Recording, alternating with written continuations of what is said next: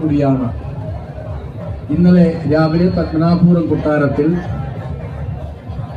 Devaswom board മന്ത്രിയും പുരാവസ്തു വകുപ്പ് മന്ത്രിയും ജനപ്രതിനിധികളും ചേർന്ന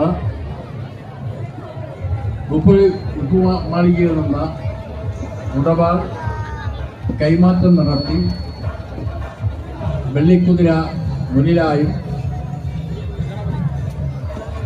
തിരുവനന്തപുരത്തെത്തിക്കേണ്ട സരസ്വതി ദേവിയുടെ പ്രതിമ വഹിച്ചുകൊണ്ടുള്ള യാത്രയിൽ സമാരംഭിച്ചു. വലിയ ചടങ്ങായിരുന്നു പത്മനാഭപുരം കൊട്ടാരത്തിൽ.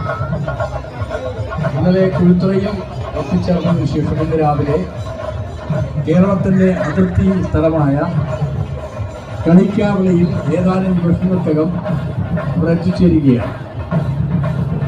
ഇവിടെ തട്ടം കൈമാറ്റം നടത്തി കേരളത്തിലേക്ക്